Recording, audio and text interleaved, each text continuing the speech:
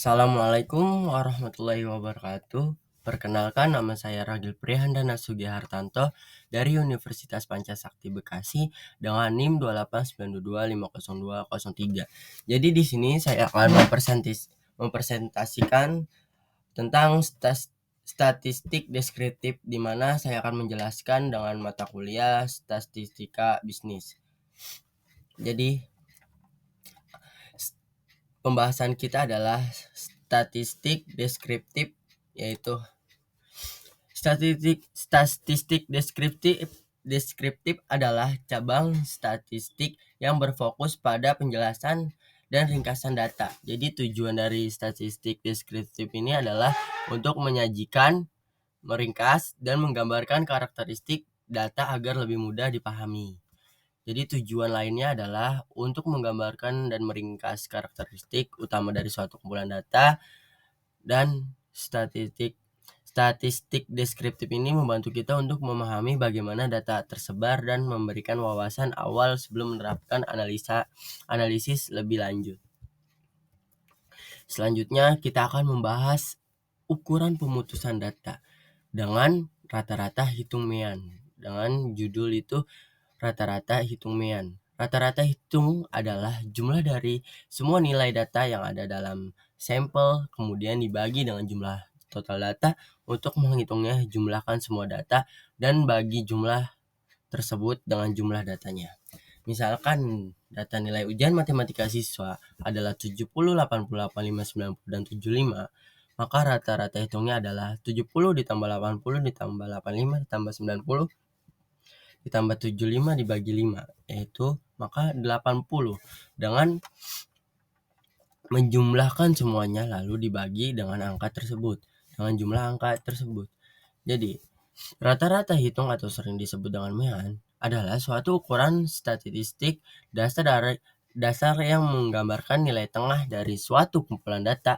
Untuk menghitung mean, Anda harus menjumlahkan semua nilai dalam kumpulan data dan kemudian membaginya dengan jumlah total datanya. Jadi, rumus untuk menghitung mean X dari N data adalah X sama dengan X1 ditambah X2 ditambah X3 dan ditambah Xn dibagi N, di mana X adalah rata-ratanya dan Xn adalah nilai dalam kumpulan data dan N adalah jumlah total dalam kumpulan data tersebut. Jadi, ukuran sentral yang berguna dalam statistik karena mencerminkan nilai dari data. Namun perlu diingat bahwa mean dapat dipengaruhi oleh nilai ekstrim atau outliers dalam data. Jika ada nilai yang jauh lebih tinggi atau lebih rendah dari sebagian besar data, itu dapat menyebabkan pergeseran nilai mean yang signifikan. Yang kedua adalah median. Median adalah nilai tengah dari data yang diurutkan dari nilai terkecil hingga terbesar. Jika jumlah data ganjil, median adalah nilai yang tengah di urutan. Jika jumlah data genap, median adalah rata-rata dari dua nilai tengah tersebut. Contohnya, data nilai ujian matematika siswa adalah 70, 80, 85, 90, 95. Maaf, 75. Setelah diurutkan adalah 70, 75, 80, 85, 90. Jadi, median adalah 80 dengan mengurutkan dari kecil, yaitu 70, 75, 80, 85, 90 dengan mediannya adalah 80. Jadi rata-rata. Jadi salah satu ukuran sentral dari statistik yang digunakan untuk mengetahui nilai dari tengah suatu kumpulan data. Untuk menemukan mediannya, Anda harus mengurutkan data secara berurutan, baik secara menaik atau menurun, lalu mencari nilai tengah dari data tersebut. Jika jumlah data N adalah dalam kumpulan data ganjil, maka median nilai yang tepat berada di tengah. Setelah data diurutkan, jika jumlah data dalam kumpulan data genap, median dihitung dengan mengambil rata-rata dari dua nilai tengah setelah data diurutkan. Di sini rumus mencari median untuk mengumpulkan data dengan jumlah ganjil N. Yang pertama adalah urutkan data secara berurutan dan median nilai tengah ke N plus 1 dibagi 2. Dan untuk mencari rumus median kumpulan data dengan jumlah genap, mediannya data ke N dibagi 2 plus data ke N dibagi 2 plus 1 dibagi 2. Jadi penting untuk diingat bahwa median hanya untuk menggambarkan nilai tengah dari data yang diurutkan dan mungkin tidak selalu mempresentasikan seluruh distribusi data dengan akurat, terutama jika distribusi datanya tidak simetris. Oleh karena itu, dalam analisis data seringkali median digunakan bersama dengan ukuran sentral lainnya, seperti mean dan modus, untuk memberikan pemahaman yang lebih komprehensif dan tentang data tersebut. Dan yang selanjutnya adalah C, modus. Kita akan membahas modus, nilai yang sering muncul dalam himpunan data. Sebuah himpunan data dapat memiliki satu modus atau unimodal, dua modus bimodal, atau lebih multimodal. Dengan contoh data nilai ujian matematika siswa adalah 70, 80, 85, 90, 75, 80, 85. Modus dari data ini adalah 80 dan 85 karena keduanya nilai tersebut sering muncul. Jadi, modus adalah salah satu statistik yang menggambarkan nilai yang sering muncul dalam suatu kumpulan data. Dalam kata lain adalah nilai data yang memiliki frekuensi tinggi di antara semua nilai dalam kumpulan data. Jika ada lebih dari satu nilai dengan frekuensi yang tinggi, yang sama, dan frekuensi itu lebih tinggi daripada nilai lainnya, maka kumpulan data tersebut memiliki modus ganda. Namun jika semua nilai memiliki frekuensi yang sama, maka kumpulan data tidak memiliki modus. Jadi, modus dapat menjadi ukuran sentral yang berguna terutama ketika Anda tertarik untuk mengetahui nilai yang paling umum atau sering muncul di dalam data. Next. Yang kedua adalah ukuran letak data, di mana ukuran letak data ialah ukuran statistik yang menggambarkan sebaran atau penyebaran data dalam suatu kumpulan data. Ukuran letak memberikan informasi tentang seberapa jauh nilai-nilai dan kumpulan data tersebar dari nilai pusat seperti mean, median, atau modus. Ukuran letak penting dalam menganalisis statistik karena membantu kita memahami variasi dan heterogenitas data. Oke, selanjutnya adalah kita akan membahas kuartil, yaitu suatu ukuran statistik yang membagi data dalam suatu kumpulan data menjadi 4 bagian sama besar. Dengan menggunakan kuartil, kita dapat memahami sebaran data dan mengidentifikasi nilai-nilai tertentu dalam urutan data. Terdapat 3 kuartil yang umum digunakan. Yang pertama adalah Q1 atau kuartil pertama, juga sebagai kuartil bawah, membagi data menjadi 25% nilai terendah dan 75% nilai tertinggi. Dalam arti 25% data terbawah kuartil pertama dan 75% data berada di atas. Untuk menghitung kuartil pertama dan data harus diurutkan dari yang terkecil hingga yang terbesar. Lalu dicari nilai yang berada pada posisi ke-25 dari urutan data. Dan ada kuartil kedua, yaitu kuartil kedua juga dikenal sebagai median, membagi data menjadi 2 bagian besarnya, yang artinya 50 berada di bawah kuartil kedua dan 50 data berada di atasnya. Next, ada juga kuartil ketiga yang membagi, yaitu 75 terendah dan 25 tertinggi. Dalam arti 75 berada di bawah kuartil ketiga, 25% data berada di atasnya. Penting untuk dicatat bahwa ketika jumlah data dalam kumpulan data diganjil, maka kuartil kedua atau median adalah nilai tengah yang tepat. Namun jika jumlah data dalam kumpulan data genap, median dihitung dengan pengambilan rata-rata dari 2 nilai tengah.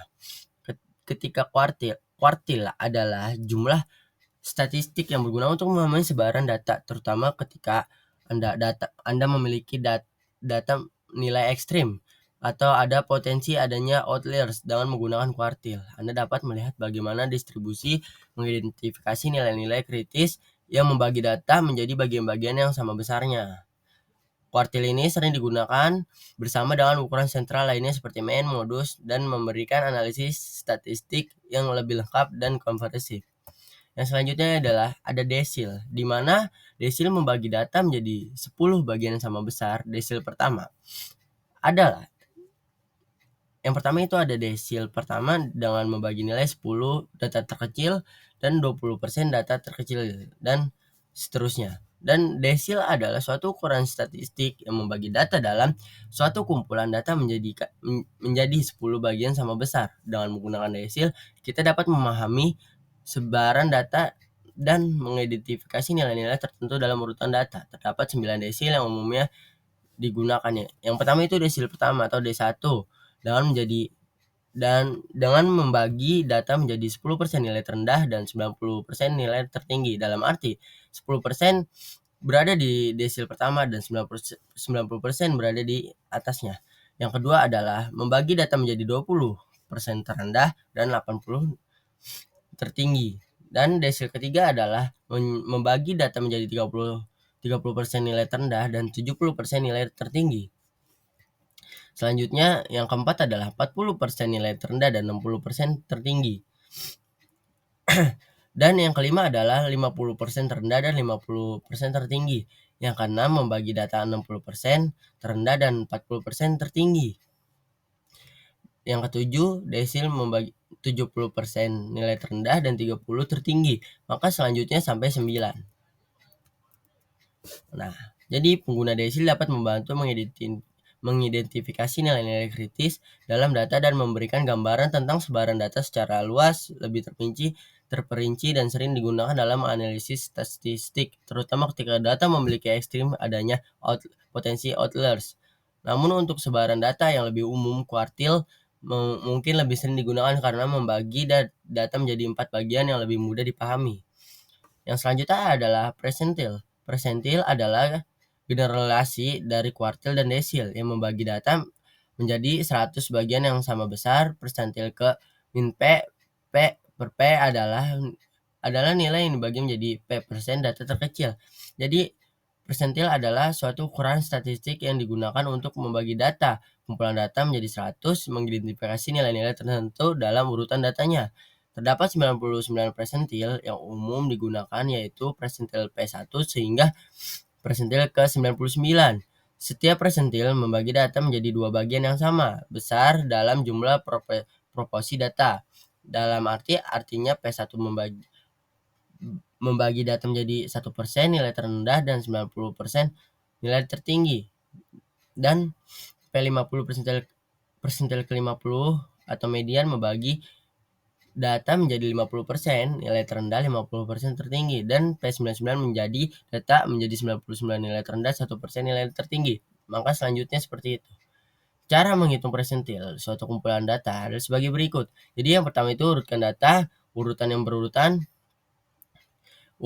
data dalam urutan yang berurutan dari yang terkecil hingga yang terbesar. Yang kedua, posisi persentil yang ingin Anda cari, identifikasi posisi persentil yang Anda cari. Misalnya jika Anda mencari X min N, maka Anda perlu menemukan posisi data N bagi 100 kali jumlah datanya.